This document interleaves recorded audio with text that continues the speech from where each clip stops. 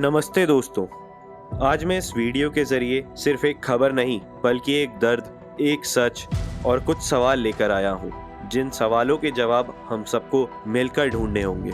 22 अप्रैल 2025, एक ऐसा दिन जो हमारे इतिहास में दर्ज तो जरूर होगा, मगर एक शर्म और एक दर्द के साथ। जम्मू कश्मीर के पहलगाम के पास, जिसे लोग मिनी स्विट्जरलैंड के नाम से भी जानते हैं, बैसरान वैली में एक टेररिस्ट अटैक होता है। 4 से 6 आतंकवादी मिलिट्री यूनिफॉर्म्स पहने हुए AK-47 जैसे हथियारों को लेकर के कश्मीर में घुस आते हैं। ये टेररिस्ट्स टूरिस्ट्स की तलाशी लेते हैं, टूरिस्ट से उनके आइडेंटिटी कार्ड्स को मांगते हैं, उन्हें कहते हैं कलमा पढ़ने को, आदमियों से कपड़े उतारने को बोलते हैं ताकि वो ये चेक कर सकें कि उन टूरिस्ट्स का सर्कमसिजन हुआ है या नहीं। और इस सब के दौरान जो भी टूरिस्ट नॉन मुस्लिम पाए जाते हैं, उनकी बेरहमी से हत्या कर दी जाती है और लहू सिर्फ ज़मीन पर नहीं गिरता, पूरी इंसानियत के चेहरे पे दाग बन जाता है। एक विक्टिम की पत्नी ने यहाँ तक बताया कि जब मैंने उनसे कहा कि मेरी भी जान ले लो, जवाब मिला मोदी को बोलो। बस इतना कहना चाहूँगा, एक आखिरी लफ्ज़, एक आखिरी पल, और उसमें भी पॉलिटिक्स। इतनी सी जिंदगी और इतना बड़ा तमाशा। मैं श्योर हूँ आप इस बारे में न्यूज़, यूट्यूब वीडियोस और कई खबरें देख चुके होंगे, और इन सब के दौरान आपने बुरा फील किया होगा, आपको गुस्सा भी आया होगा, आपको लगा होगा कि ये हमारे देश की गवर्नमेंट या इंटेलिजेंस की कमियों का नतीजा है। उनके प्रोसीजर्स और एक्शंस के लैप्स की वजह से कितने घर उजड़ गए। हमारे पॉलिटिशियंस, एक्सपर्ट्स, ओपोजिशन अपनी डिबेट में भी लग चुके हैं। ब्लेम गेम की पूरी साइकिल अपने फुल सर्कल मूवमेंट को चालू कर चुकी है, जहां पर ऐसी बातें तक सुनने को मिल रही हैं कि हमें ईंट से ईंट बजा देनी चाहिए। होम ग्रोन सपोर्ट के बिना ऐसा अटैक पॉसिबल ही नहीं। मिलिट्री गार्डेड एरिया में ऐसा कैसे हो सकता है? और इन सब में सबसे इंटरेस्टिंग तो था दोस्तों, हमें बदला चाहिए। पर क्या इन सभी सवालों और स्टेटमेंट्स के बीच एक और सवाल नहीं उठता कि आखिर ये टेररिस्ट्स होते कौन हैं? टेररिज्म से हासिल क्या होता है इन्हें? और इस सबसे बड़ा सवाल मेरा तो ये है खुद से, आप सब से, कि हम आम जनता इस सब में बिल्कुल मासूम है क्या? और इसी सवाल से एक ये सवाल भी उठता है, टेररिज्म हम सब का वर्ल्ड वाइड कलेक्टिव फेलियर नहीं है? तो आइए आगे बढ़ते हैं इन्हीं सवालों के जवाबों को ढूंढते हुए।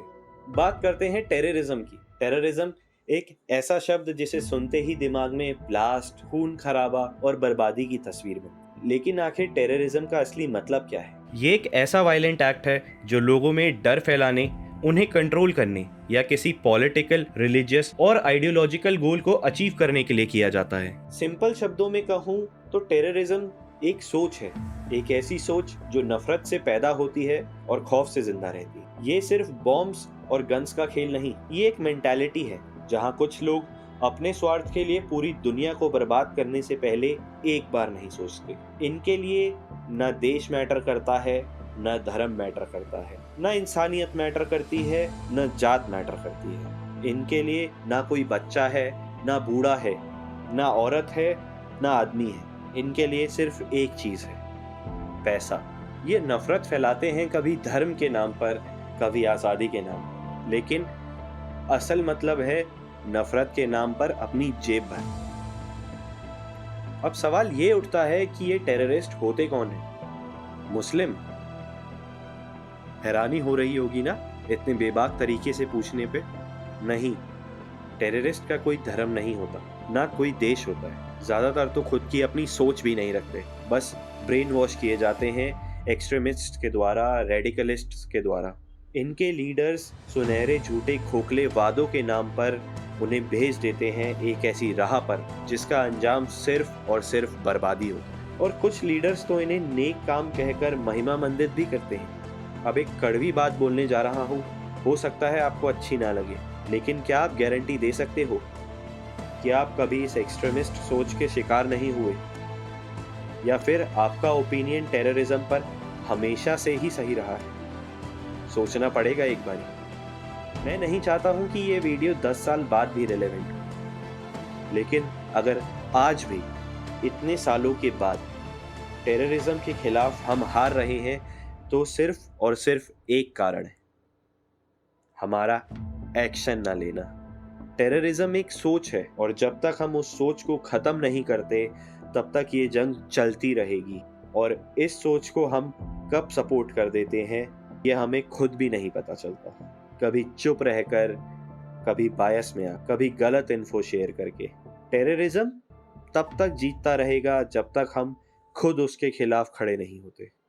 और ये सिर्फ गवर्नमेंट, डिफेंस एजेंसी या किसी एक देश का काम नहीं कि वो टेररिज्म से लड़े या इसे रोके, क्योंकि हमने बार बार देखा है वर्ल्ड वाइड कई देश इन आतंकियों की नफरत के शिकार बन चुके हैं और अपना भारत सालों से बार बार हर रूप में इस आतंक की मार को झेल रहा है। इसलिए लड़ाई सिर्फ बॉर्डर पर खड़े फौजियों की नहीं, हमारे देश के इंटेलिजेंस की नहीं, या सिर्फ हमारी सरकार की नहीं, ये लड़ाई हम सबकी है।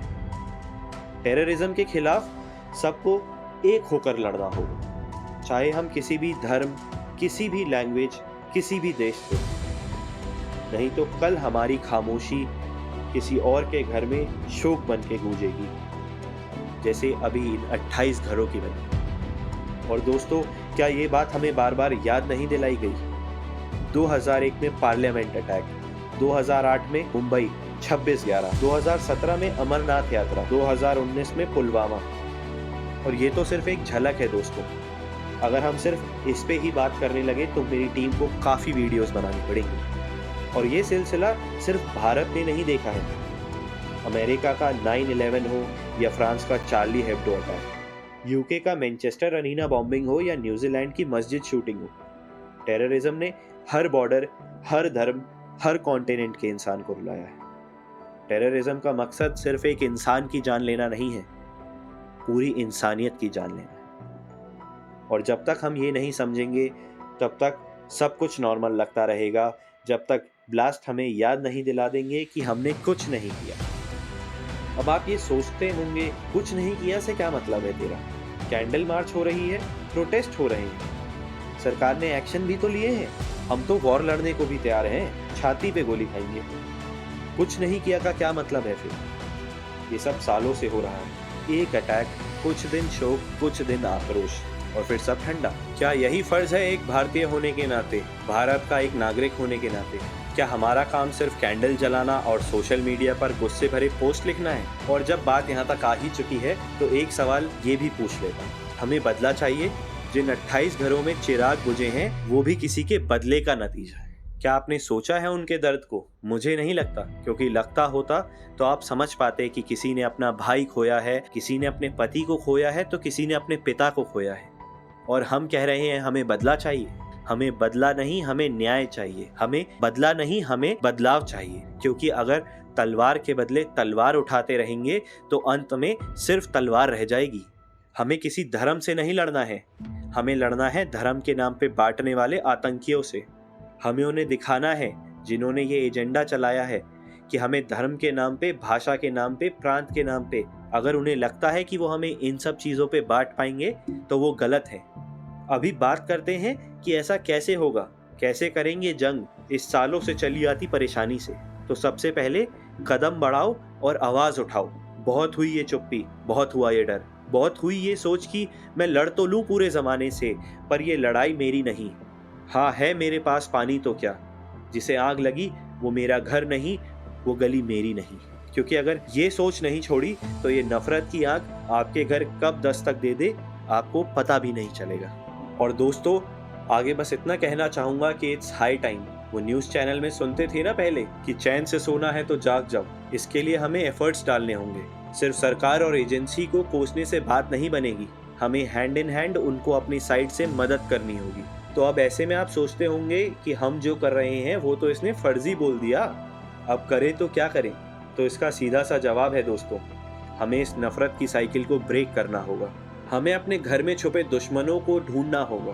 हमें खुद को एज अ ह्यूमन ग्रो करना होगा।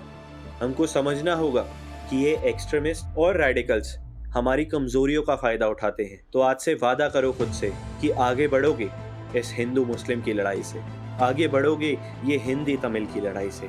नॉर्थ साउथ में जस्टिस मांगनी है दोस्तों, ना कि बदला। हमें किसी को गाली नहीं देनी, किसी के परिवार को गद्दार नहीं कहना, क्योंकि जरूरी नहीं है कि एक अपराधी का सारा परिवार अपराधी हो या एक अपराधी की सारी कौम अपराधी, क्योंकि अगर कुछ मुस्लिम्स हैं जिन्होंने उन टेररिस्ट्स को पनाह दी तो कुछ मुस्लिम्स वो भी हैं जिन्होंने टूरिस्ट का साथ दिया। बल्कि इसी सब हादसे में एक मुस्लिम लड़के ने जब हमारे टूरिस्ट्स को बचाने की कोशिश करी तो उसने भी अपनी जान गंवाई है। तो हमें आवाज उठानी है, हमें इंसाफ चिल्लाना है, हमें इतनी जोर की न्याय मांगना है कि हमारे दुश्मनों के कान फट जाएं, वो बहरे हो जाएं और उन्हें समझ में आए कि ये वो भारत नहीं है जो किसी के बहकावे में आएगा। ये एक नया भारत है, ये वो देश है जिसके लिए अनेकता में एकता सिर्फ एक किताबी बात ही नहीं है, एक जज्बा है। और वो जज्बा आप हो, मैं हूँ, हम सब हैं। हर वो इंसान है जो खुद को एक भारतीय मानता है। और सिर्फ इतना ही काफी नहीं होगा, हमें मेक श्योर करना है कि हम अपने आसपास के एनवायरनमेंट को इम्प्रूव करें, हेट का नहीं पीस का मैसेज फैलाएं, डाइवर्सिटी को एम्ब्रेस करें।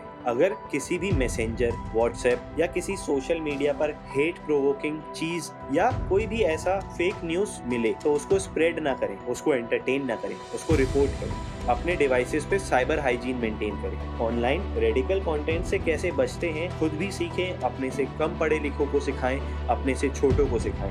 अगर किसी करीबी के माइंडसेट में ऐसे एक्सट्रीमिस्ट या रेडिकल बिहेवियर को नोटिस करें तो उनको हेल्प करें, उनको काउंसलिंग करवाएं। मेक श्योर करें कि हमसे जो मन पड़े हम वो करें ताकि हम उनकी हेल्प कर सकें। उनको सिखाएं कि इंसानियत से ऊपर कोई चीज नहीं। और डिबेट करें, लड़ाई ना करें, वॉलंटियर करें, लोकल अथॉरिटीज से जुड़ें ताकि जो भी सस्पिशियस एक्टिविटी अगर हमें कभी पकड़ी जाती है तो हम उसे रिपोर्ट करके अपनी अथॉरिटीज की सहायता कर सकें। एक स्टोरी शेयर करना चाहूंगा आपके साथ। जब मैं स्कूल में था तो मेरे 4 क्लासमेट्स एक 5वें क्लासमेट को बुली करते थे, बस इस वजह से कि उनका धर्म अलग था। उस वक्त मैं सोचता था क्या ये सही है, क्या मुझे कुछ करना चाहिए, पर अफसोस सच ये है मैंने कभी कुछ नहीं किया। मैं चुप रहा क्योंकि मैंने सोचा कि मैं इनके बीच में क्यों पड़ूं। मुझे डर था कि अगर मैं इनके साथ कुछ बहस करने गया तो कहीं ये मुझसे लड़ाई ना कर लें, कहीं ये चीज मेरे लिए ऑकवर्ड ना हो जाए, क्योंकि वो जो एक बच्चा बुली हो रहा था वो हम सबसे अलग धर्म का था। पर दोस्तों आज मुझे समझ आता है कि वो मेरा फेलियर था। मुझे उस लड़के के साथ खड़ा होना चाहिए था, उसकी फीलिंग्स को समझना चाहिए था।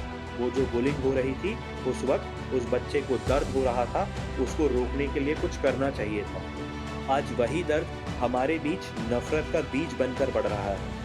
वो छोटी सी नफरत जो मैंने चुप करके देखी, छुप करके देखी, वो आज हमारे समाज को डिस्ट्रॉय कर रही है। और ये नफरत सिर्फ उस वक्त तक नहीं रुकती दोस्त, जब हम अपनी खामोशी से किसी गलत काम को बढ़ने देते हैं तो हम खुद भी उसका हिस्सा बन जाते हैं। मेरा फेलियर तब था, लेकिन आज मैंने अपने आप से वादा किया कि मैं अब चुप नहीं रहूँगा। आज तो हम ये वीडियो बना रहे हैं वो इसलिए क्योंकि हमें इस नफरत के खिलाफ आवाज़ उठानी है, अपनी खामोशी तोड़नी है। दोस्त, ये सिर्फ मेरी कहानी नहीं है, हम सबकी कहानी है। हर एक बार जब हम खामोशी अपनाते हैं, जब हम सोच कर भी कुछ नहीं करते, तो हम कलेक्टिव फेलियर का हिस्सा बनते हैं। अब अगर हम आज भी चुप रहे तो ये नफरत कभी नहीं रुकने वाली। और मुझे यकीन है कि हम सब के पास एक मौका है, एक चांस है जिसमें हम सब इस नफरत को ख़त्म कर सकते हैं। तो आज से मैं और आप सब अपने आप से ये वादा करते हैं कि हम कभी भी नफरत के सामने चुप नहीं रहेंगे। अगर आप भी चाहते हैं कि हम सब मिलकर इस साइकिल को तोड़ सकें तो शेयर करिए, अपने दोस्तों से बात करिए और अपने आसपास के एनवायरनमेंट को समझकर पॉजिटिव चेंजेस लाइए। अगर हम एक होकर इंसानियत के पैगाम को सब तक पहुंचाएंगे तो टेररिज्म और नफरत को हम हरा सकते हैं। और अगर आप मेरी और मेरी टीम की इन बातों को डाइजेस्ट नहीं कर पाए तो बहुत बढ़िया, यही शुरुआत है। सोच के देखो, क्या यही चीज़ नहीं है जो हम इंसानों को सीखनी चाहिए कि रैशनैलिटी क्या है असली वजह और क्या है असली प्रॉब्लम। हो सकता है प्रॉब्लम हमारी वीडियो नहीं बल्कि हम सबकी वो कंडीशनिंग है जो हमारे अंदर बचपन से बना दी गई है कि दुनिया जहान में जो मर्जी करो, पर जो नहीं करना है वो है सवाल। और याद रखिए, अगर आप किसी को तकलीफ में देखते हो तो चुप मत रहो, आवाज़ उठाओ, सवाल करो। हम सबको मिलकर ये नफरत की साइकिल तोड़नी है। जय हिंद।